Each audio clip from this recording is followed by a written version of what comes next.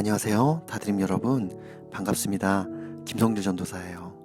코로나19로 인해 함께 모여 예배하진 못하지만 영상으로라도 함께 예배할 수 있어서 정말 감사합니다. 오늘 말씀은 이사야 14장 1절에서 11절 말씀입니다. 제가 봉독하도록 하겠습니다. 여호와께서 야곱을 불쌍히 여기셔서 다시 한번 이스라엘을 선택하시고 그들의 땅에 편안히 자리 잡게 하실 것이다. 나그네들이 그들과 어울리고 야곱의 집에서 함께 살게 될 것이다.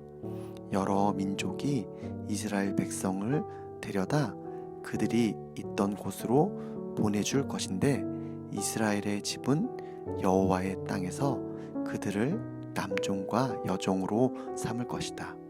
그래서 자기들을 사로잡았던 사람을 사로잡고 자기들을 압제했던 사람들을 다스리게 될 것이다.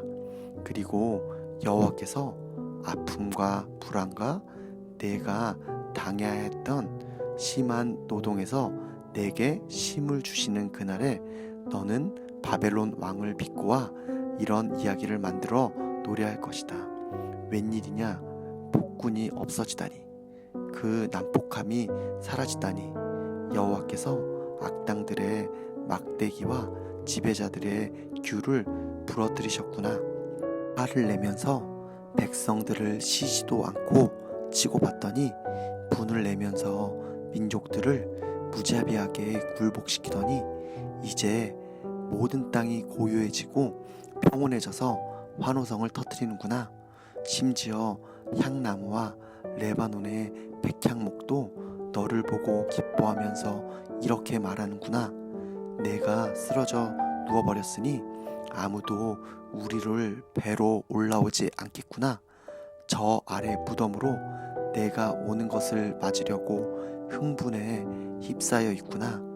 한때 세상을 통치하다가 죽은 사람들의 유령을 깨우고 각 나라의 모든 왕들을 보좌에서 일어나게 하는구나.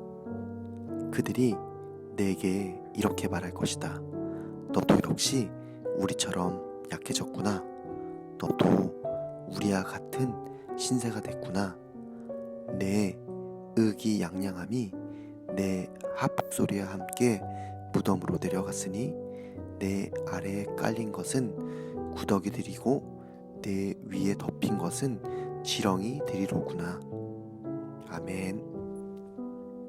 오늘 말씀은 그동안 이스라엘을 심판하시겠다고 말씀하신 하나님께서 전쟁에서 패하고 노예로 살던 이스라엘 백성들을 다시 하나님의 자녀 삼으시고 여러 나라를 호령했던 바벨론의 왕을 심판하셔서 죽음으로 이끄시겠다는 내용을 노래와 비유를 통해 이야기한 구절입니다. 하나님보다 주변 나라들, 특히 강대 국가의 정치적 연맹과 동맹을 신뢰했던 이스라엘은 그로 인해 하나님을 신뢰하지 않았기 때문에 전쟁에서 승리할 수 없었고요. 결국 포로로 다른 나라에 끌려가 고달픈 삶을 살게 되었습니다. 그 당시 바벨론은 정치, 경제, 문화적으로 어마어마한 강대국이었어요. 그랬기에 바벨론의 왕, 즉 세상에서 성공하고 권력을 장악했던 이 능력자가 하나님의 섭리와 말씀을 따라 죽게 되어 몰락한다는 것은 그 당시에는 상상할 수 없는 이야기였습니다. 영원히 계속될 것만 같았던 그 힘과 능력이 하나님 앞에서는 아무것도 아닌 것이 되니까요. 그것을 다시 생각해보면 바벨론 왕처럼 세상의 성공을 선택하는 것이 맞는 것 같지만요, 결국엔 하나님을 선택하는 것이 올바른 길이라는 것이에요. 우리 모든 사람도 하나님의 섭리를 따라 그분의 방법대로 하나님 나라에 가게 되니까요. 우리는 지금 어떻게 살고 있나요? 우리 각자 마음 안에 무엇이 가장 먼저인가요? 내 삶에 가장 중요한 목표는 무엇인가요? 우리도 이스라엘처럼 세상에 휩쓸려 그것이 옳다고 살아가고 있지는 않은가요? 여기 대학원을 마치고 독일로 공부하러 갈 날을 기다리던 청년이 있었어요. 어느 날 그의 앞에 한경도 출신의 할아버지 한 분이 굶주려 쓰러졌습니다. 깜짝 놀란 이 청년은 할아버지를 자신의 집으로 모시고 가 라면 한 개를 끓여서 대접합니다. 그때 문득 그 청년의 머릿속에 이것이 하나님이 주신 소명이라는 생각이 떠오릅니다.